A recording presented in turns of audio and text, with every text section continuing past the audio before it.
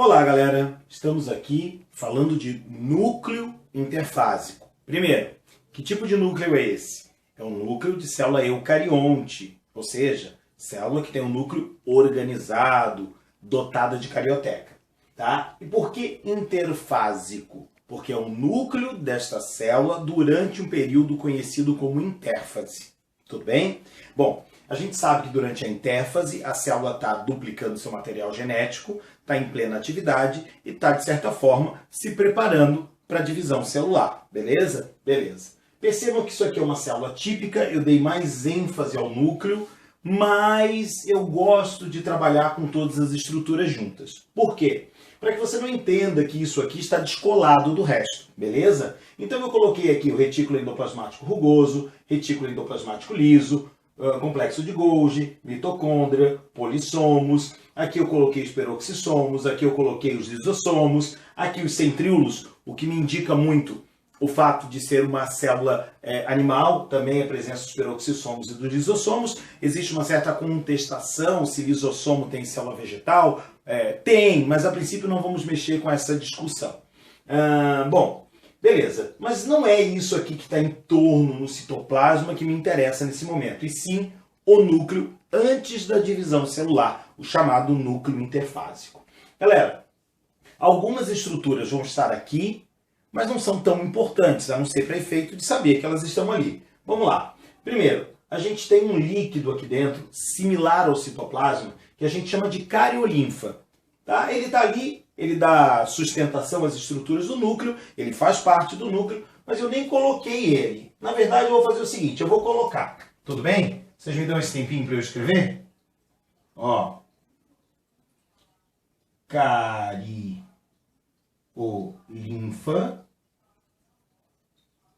Também pode ser chamado de nucleoplasma. Tudo bem? Então pode ser chamado de nucleoplasma. Função: dar estrutura a essas estruturas, dar sustentação a essas estruturas. Vocês podem estar vendo e reparando que eu coloquei um monte de furinhos na carioteca. São poros. Esses poros serão chamados por nós de anule. Qual é a função desse poro? Passar substâncias grandes, estruturas grandes. Que estruturas grandes são essas? Ribossomo, RNA mensageiro, RNA de maneira geral. Por quê? Porque os RNAs são produzidos no núcleo. Bom, essa bolinha aqui é o famoso nucleolo. Pode ter mais de uma, mas a função do nucleolo é exatamente a síntese de RNA ribossômico. Então eu vou dizer para vocês que a função do nucleolo é exatamente fazer o tal do ribossomo que está espalhado aqui nessa célula. Detalhe importante, quanto mais atividade de síntese proteica uma célula tiver, provavelmente maior a quantidade de nucleolos. Então sim, pode ter mais de um.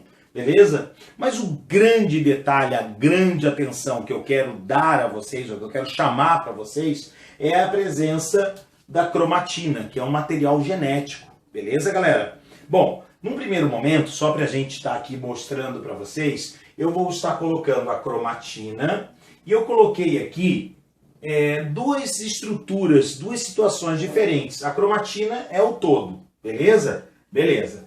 Essa parte menos enrolada eu vou chamar de eucromatina, ou seja, a cromatina verdadeira. E essa parte mais enroladinha eu vou chamar de heterocromatina. Prof, qual é a parte codificante? A parte codificante ela está aqui na eucromatina. Que aí nós vamos ter aquelas coisas de introns e exons, estão lembrados? Legal, né? Então está exatamente aqui. Então eu diria que a eucromatina, de certa forma, é a parte mais importante da cromatina. Tudo bem? Eu vou dar uma paradinha nesse vídeo, porque eu vou desenhar o que vai acontecer com a cromatina. Eu já localizei para vocês e agora eu quero dar mais ênfase a esse material genético. Quem é a cromatina, qual é a função dela. Beleza, galera? Dá um tempinho aí que o tio já volta. Deixa eu apagar esse negócio aqui. Pois bem, pessoal, conforme prometido, apaguei o quadro e estou detalhando a cromatina para vocês. Lembra da cromatina, que eu dividi em eucromatina e heterocromatina? Bom, como é que ela é formada na verdade? Eu fiz aqui um desenho que mostra uma sequência, a sequência de etapas até a formação de um cromossomo, conforme vocês estão vendo. Beleza? Bom, tudo começa pela presença do DNA de dupla fita. Observe que eu não fiz questão de colocar as letrinhas representando as bases nitrogenadas, mas fiz questão de manter uma relação de cores. Por exemplo, vermelho com azul, azul com vermelho, laranja com verde, vermelho com azul, para dar exatamente a ideia de A com T, T com A, C com G, G com C. Beleza? Então olha só, imagine aqui a dupla fita de DNA, e aí eu começo a pegar essa ideia e mostrar para você que ela vai se unir a uma proteína chamada histona, ou a proteína chamada histona.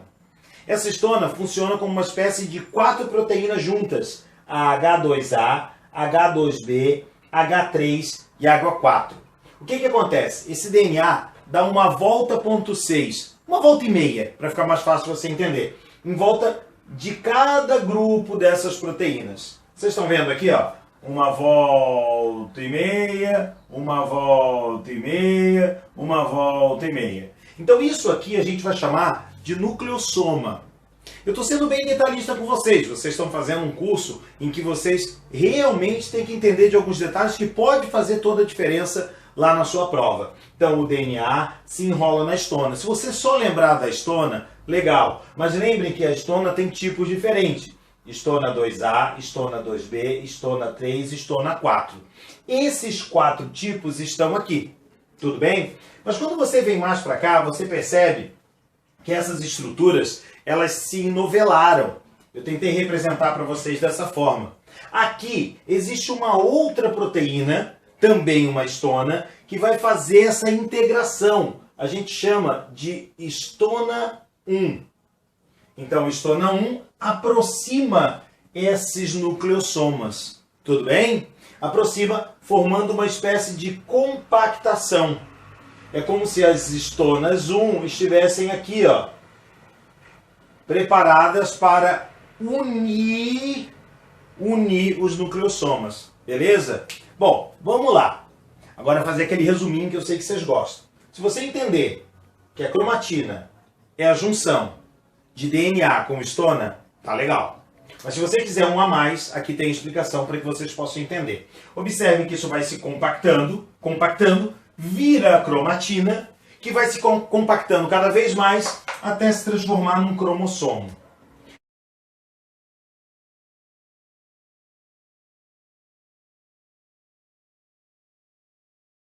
E aqui a gente continua a nossa aula. O cromossomo, na verdade, é a cromatina compactada. A cromatina é a compactação dos nucleossomas, que na verdade é a união entre DNA e histonas. Tudo bem? Beleza. Imagine vocês que essa estrutura de uma cromátide, eu disse uma cromátide. Muitas vezes, quando a gente quer representar isso para vocês, a gente faz uma espécie de um xizinho, porque a gente diz que o cromossomo está duplicado, que as cromátides estão duplicadas, beleza? Aqui, para o quadro não ficar muito cheio, eu fiz o desenho apenas de uma cromátide para vocês. O que é essa cromátide? É um DNA enrolado em histona e todo reenrolado, beleza? Bom, aqui eu tenho uma cromátide, aqui eu tenho um braço, aqui eu tenho outro braço. O nome dessas partes seriam braços. Percebam que existe uma espécie de cinturinha, de constricção aqui. Chamamos essa constricção de constricção primária, porque ela possui o centrômero, que vai auxiliar na hora da divisão celular. Então, constricção primária, a célula só tem uma, porque é por aqui que vai rolar a divisão celular. Quando a gente desce mais um pouquinho, vocês devem estar percebendo uma outra constricção. Perceberam? A gente vai chamar de constricção secundária. Por quê? Porque ela junta, ela divide o braço entre o braço e a zona que a gente chama de zona SAT ou satélite. Já vou falar mais um pouquinho sobre isso para vocês. A zona do satélite é essa bolinha aqui, vamos chamar assim, para ficar mais fácil de você entender. Está muito relacionado à reorganização do nucleolo após a divisão celular. Mas a grande estrela, aquilo que vem sendo falado, vem sendo discutido, estudado pra caramba, são os telômeros. O que são os telômeros? Os telômeros são essas estruturas de ponta.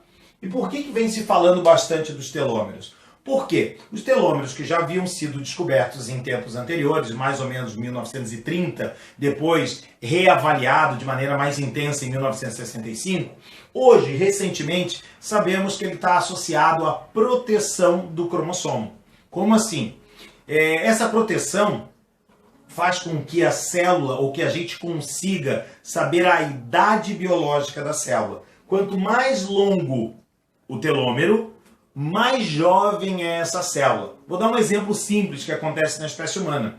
Na espécie humana, a gente nasce com aproximadamente 11 mil pares de bases nitrogenadas no nosso telômero.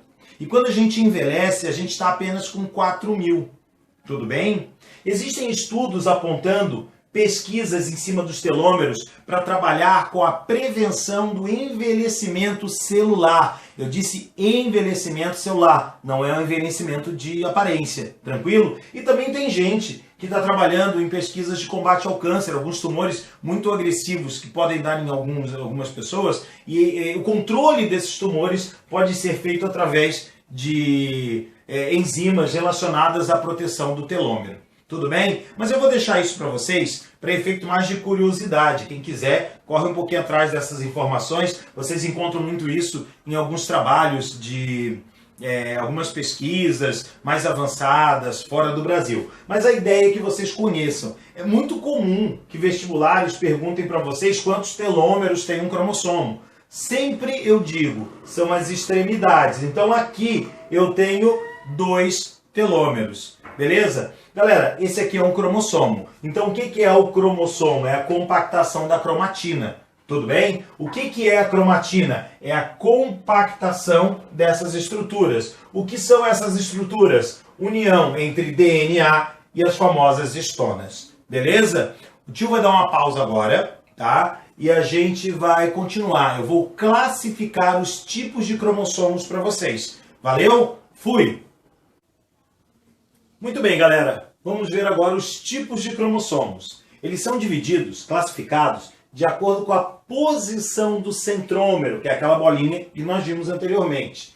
Então aqui nós vamos ter 4 tipos. Mas quero destacar a vocês que na espécie humana nós vamos encontrar apenas 3 tipos de cromossomos no nosso cariótipo, que são metacêntrico, submetacêntrico e acrocêntrico. Nós não temos telocêntrico dentro das nossas células, beleza? Bom, o que é o metacêntrico? É aquele cromossomo em que o centrômero divide exatamente em 2 braços iguais, tudo bem? Está bem certinho, dividindo em 2 braços iguais. O submetacêntrico é quando essa divisão não é tão certinha. Se você der uma olhada com bastante atenção, você vai perceber que esse camaradinho aqui é um pouquinho menor que esse camaradinho aqui, e por isso ele é chamado de submetacêntrico.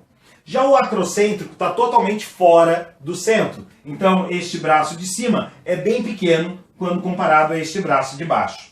E o telocêntrico, o centro está no fim. Consequentemente não tem os braços de cima. Não existe na espécie humana, mas é uma classificação de cromossomo. Uma das pegadinhas comuns nesse tipo de assunto é exatamente perguntar quem é o cromossomo X e o cromossomo Y, os cromossomos sexuais. Muito bem. É muito comum que os alunos, por acharem que esse cromossomo forma um X perfeito, eles costumam dizer que este cara aqui é o X. Não é. O X é esse cara aqui. E o Y é esse cara aqui.